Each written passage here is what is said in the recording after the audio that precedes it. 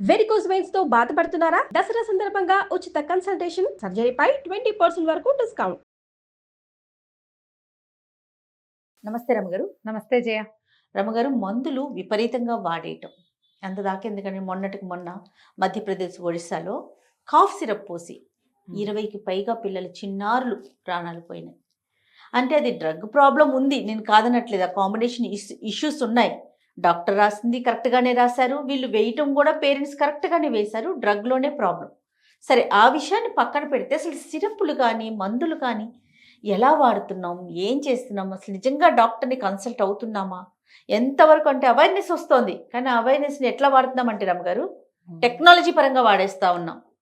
ఒక చాట్ జీపీటీని అడిగేయటం, నాకు దగ్గుంది, నాకు జ్వరం ఉంది, ఇంకా కొన్ని రోజులు పోతే సర్జరీలు కూడా చేసేసుకుంటారేమో రమ్మగారు. పురుళ్ళు పోసేసుకున్నారుగా యూట్యూబ్ లో చూసే మధ్య చూసారా ఎంత ప్రాణాల మీదకి తెచ్చేస్తాయి కదా. జయ, ఎలా తెలుసా, బొట్ల మందు పిల్లలకి చుక్కలు వేస్తారు. బొట్ల మందు అంటారు పల్లెటూళ్ళల్లో. ఈ పిల్లలు పుట్టినప్పుడు పుట్టాక డ్రాప్స్ వేస్తే పిల్లలు చబ్బీగా వస్తారని. డ్రాప్స్ అయిపోతే కుదరదు. పల్లెటూళ్ళలో ఎంత పిచ్చిగా ఉంటుందో. పిల్లలకి డ్రాప్స్ రాయించాలి, వేసుకోవాల్సింది. అవి వేయకపోతే పిల్లలు బాగుండరు. పిల్లలు చబ్బీగా అవ్వాలంటే తల్లి బలంగా ఉండాలి, పిల్లలు పాలు తాగాలి. అవి కాదు, బొట్ల మందు పడాలి, లేకపోతే కుదరదు. ఈ పీడియాట్రిక్ స్టేజ్లో చంటి పిల్లలు అప్పుడు దగ్గో జలుబో జ్వరమో ఏదో వస్తుంది, కామన్గా వస్తాయి. పిల్లలు ఏడ్చి మొత్తుకుంటారు. మనం హాస్పిటల్కి వెళ్తాం, ఏ డాక్టర్నో అడుగుతాం. అక్కడికి వెళ్ళాక వాళ్ళు ఏవో ఒక టానిక్ రాస్తారు. జ్వరం అయితే ఇది, దగ్గు అయితే ఇది. జ్వరానికి దగ్గుకి దాని మీద బొమ్మలు కూడా కనపడతాయి. అది ఉంచుకుంటారు. ఓ 2 రోజులు వేస్తారు, తగ్గిపోతుంది. 10 రోజుల తర్వాత మళ్ళీ కొంచెం ఒళ్ళు వెచ్చపడింది అనుకో, ఒక్క పూట 1-2 గంటలు పిల్లల్ని ఒళ్ళో వేసుకుని ఉంచుకోరు. ఈ జ్వరం తగ్గిపోవాలి వెంటనే. ఆ టానిక్ ఉందిగా మన దగ్గర ఉంది, సిరప్ పోసే. దగ్గుకి పోసేస్తారు, జ్వరానికి పోసేస్తారు. ఇక నువ్వు ఎవ్వరు చిన్న పిల్లల ఇళ్లలో అయినా చూడు జయ, మళ్ళీ సలహాలు ఇస్తారు. ఎవరికైనా దగ్గు వచ్చిందని కానీ ఇదిగోండి పలానా మందు నేను పోసా, తగ్గింది, నువ్వు కూడా పోసే అని ఇచ్చేస్తారు. సీసాలకి సీసాలు కొనేసుకుంటారు. ఒక్కసారి తెలిసింది అంటే ఆ పేరు ఇంకంతే. దీంట్లో యాంటీబయాటిక్ అయి ఉండొచ్చు, అది మామూలు కాఫ్ సిరప్ అయి ఉండొచ్చు, మామూలు జ్వరానికి ఇచ్చేది. ఏం కాంబినేషన్ ఉంటుందో, ఏముంటుందో, ఏమైపోతుందో తెలీదు. పిల్లలకి కొంచెం జ్వరం వచ్చింది అనుకుందాం, జనరల్గా సాధారణంగా జయ, శరీరంలో ఒక రిపేర్ సిస్టమ్ ఉంటుంది. నేనేమి డాక్టర్ని కాను, కానీ నాకు తెలుసు. జ్వరము శరీరం తన లోపలి వేడిని బయటికి తోసి తగ్గించుకుంటుంది. తన లోపల వచ్చిన సమస్యకి ఆ జ్వరం రూపంలో బయటకు వస్తుంది. దగ్గు కూడా అంతే. లోపల ఇన్ఫెక్షన్ ఉంది, దగ్గితే ఫ్లమ్మో ఏదో బయటకు వచ్చేస్తుంది. బయటికి తోసేసేందుకే దగ్గు, అణుచుకుని లోపల ఉంచుకోవడానికి కాదు. లోపల ఇన్ఫెక్షన్ ఉంచుకుంటే ఎట్లా, తోసేయాలిగా. శరీరము దాని రిపేర్ సిస్టమ్ ప్రకారము అటు జ్వరాన్ని ఇటు దగ్గుని ఇస్తుంది. అవును. మన సమస్య ఏంటి, మనం ఒక డాక్టర్ దగ్గరికి వెళ్తాము, దాన్ని ఎట్లా స్లోగా తగ్గించాలో చూసి ఆయన ఏదో కాంబినేషన్ సెట్ చేసి ఇస్తారు. అసలు అదేంటో తెలుసుకోకుండా నువ్వే రిపేర్ చేస్తానంటే ఎట్లా? ఓ పూట జ్వరం ఉంటే ఏమవుతుంది పిల్లలకి, ఓ డిగ్రీ జ్వరం ఉంటే ఏమవుతుంది, మరి 84 వచ్చేస్తే నువ్వు భయపడచ్చు. 100, 99 కొంచెం నసగా మొదలు పెట్టారంటే అమ్మ ఒళ్ళు వెచ్చగా ఉందా అంటాం, నోరు వేడిగా ఉందనుకోవడం, సిరప్ పోసేయటం, తగ్గిపోవాలి జ్వరం. 4 గంటలు తగ్గుతుంది. మళ్ళీ రాదా, మళ్ళీ వస్తుంది, మళ్ళీ పోసేయి. ఎన్నిసార్లు పోస్తారు? ఎన్నిసార్లు అని. అక్కడి నుంచి ఈ దగ్గు మంది అంటావా అమ్మా, కాఫ్ సిరప్పులు లేని ఇళ్ళు ఉండవు.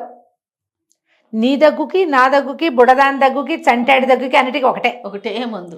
ఒక్కసారి కాఫ్ సిరప్ ఇంట్లోకి వచ్చిందంటే పెద్దవాళ్ళకి వచ్చి మనం వెళ్ళామనుకో, వాళ్ళ ఇంటికి మనకు దగ్గు వస్తుంది అనుకో, కాఫ్ సిరప్ తాగండి ఓ కాస్త ఏమంటారు దాన్ని, సుగంధి పాలు ఇచ్చినట్టుగా పోసేస్తారు. అది మనకి. అవును రమ్మగారు. ఈ పోసేయటంతో ఏమవుతుంది, ప్రతిసారి అమ్మ పిడుక్కి బియ్యానికి ఒక మంత్రం కాదు, అన్ని దగ్గులు అన్ని జ్వరాలకి ఒక మందు కాదు. ఇక డోలోలు వేసుకుంటారమ్మా, పప్పు బిళ్ళలు మింగినట్టు మింగేయటమే, పుసుకు వేసేసుకోవటమే. బేసిక్ నాలెడ్జి అవసరమే. బేసిక్ నాలెడ్జ్తో పాటుగా మనకి బేసిక్ సెన్స్ అది ఇంకా అవసరం. ఏమిటి బేసిక్ సెన్స్? మీరు శరీరంలోకి పోసిన ఏ మందు, ఏ పదార్థం, ఏ విషయమైనా మీ కిడ్నీస్ దాన్ని ఫిల్టర్ చేయాలి. కిడ్నీ దాన్ని ఫిల్టర్ చేస్తుందా, తనలోనే ఉంచుకుంటుందా, ఇది చూసుకోవాలి. అసలు మీకు దాని అవసరం ఉందా? ఇప్పుడు మామూలు ఏదో తిండి తిప్పలు అనుకో, విసర్జించేస్తుంది శరీరం. ఈ కెమికల్ కాంబినేషన్స్ని, అవునండి, అదేం చేస్తుంది, అది ఏ ఎలిమెంట్ల రూపంలో ఎక్కడెక్కడ మీ బాడీలో ఉండిపోతాయో మీరేం చూడరు కదా. మనకు తెలిసిందేంటి, జ్వరం చూడడం తగ్గిపోయింది అనుకోవటం, లేదా అందరిళ్లలోనూ విధిగా థర్మామీటర్లు ఉంటాయి, పెడుతుండా చూస్తుండా డిగ్రీ తగ్గిందా, బీపీ చూసుకోవటము, తర్వాత ఇంకోటి ఏమిటి హార్ట్ బీట్ చూసుకోవటము, ఆక్సిమీటర్లు అవేగా ఉన్నాయి. నిరంతరము వాటి మీదే బతుకుతున్నాం మనం. అక్కడి నుంచి ఏ చాట్ జీపీటీనో లేకపోతే గూగుల్నో అడగటం, అదేదో చెప్తుంది. డాక్టర్లకి గొడ్డుపోయిందమ్మా లోకం, లేదుగా. ఎవరినైనా అడగచ్చుగా, ఓ డాక్టర్ కన్సల్టేషన్స్ కూడా వచ్చేసినాయి. హాయిగా ఎవరన్నా డాక్టర్ని అడిగి పొర్రపాటును కూడా పిల్లలకి సొంత వైద్యాలు చేయొద్దు. మీకైతే అసలు మీ ఇష్టం. పసిపిల్లలకి కనీసం పిల్లల విషయంలో సొంతవి ఎప్పుడు వైద్యం చేసుకోకూడదు.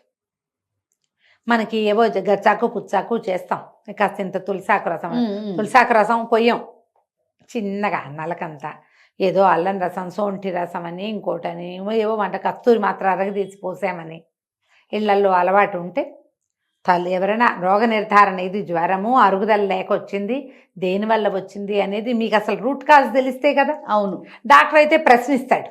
డాక్టర్ దగ్గరికి వెళ్ళామనుకో, నాలిక చూసి, కళ్ళు చూసి, పిల్లల పొట్ట నొక్కి చూసి, అవును వాడి పొట్టలో ఏమైనా తేడా వచ్చిందా, పాలు తాగాడా, తిన్నాడా, తినలేదా, నీ 100 ప్రశ్నలు అడిగి అప్పుడు నీకు ఒక మందు రాస్తారు. నీకేమున్నాయి ప్రశ్నలు, సమాధానాలు ఏమీ లేవు. జ్వరం వచ్చింది, మందు పోసేయాలి, అంతే ఉన్నాయి మనం. అవును, ఆలోచించండి దయచేసి. ఆన్ కౌంటర్ కొనుగేసుకోవటం, బజార్ వెళ్ళి తెచ్చేసుకోవటం. మెడికల్ షాప్లోకి వెళ్తే మావాడి జ్వరము దగ్గు తలంపంటే వచ్చేస్తాడు. కౌంటర్ టాప్ దొరికేస్తాయి కదా. అట్లాగే ఈ దొరికేసే వ్యవహారాల్లోకి వెళ్ళొద్దు. అసలు ఈరోజు ఏ కాంబినేషన్లో ఏం పెట్టారో మనకేమీ తెలియదు. అవును, అది తెలిసిన డాక్టర్ ప్రిస్క్రైబ్ చేస్తే అపూచి వాళ్ళు తీసుకుంటారు, వాళ్ళు బాధ్యత పడతారు. మరి మీరే చేసేసిన పనికి వాళ్ళు ఎవరైనా ఎట్లా బాధ్యత తీసుకుంటారు? దానితో సమస్య ఎప్పుడు ఒకే సమస్య రాదు మన శరీరానికి. ఎందుకంటే వచ్చే జలుబే 250 వెరైటీలు ఉన్నాయిట, 250 రకాల. చూడండి, ఇంకా ఎక్కువే కూడా. పైగా ఏమంటారు, ఈ జలుబు నువ్వు మందేస్తే వారం రోజులు, మందైపోతే 1 వీక్లోనూ తగ్గుతుంది. అవును కదా, మందులు వేసుకున్నా వారం పడుతుంది. నేను ఎప్పటి నుంచి దగ్గుతున్నాను జయ? అవును రమ్మ గారు, ఎప్పుడో దసరా మొదలైనప్పుడు స్టార్ట్ అయింది.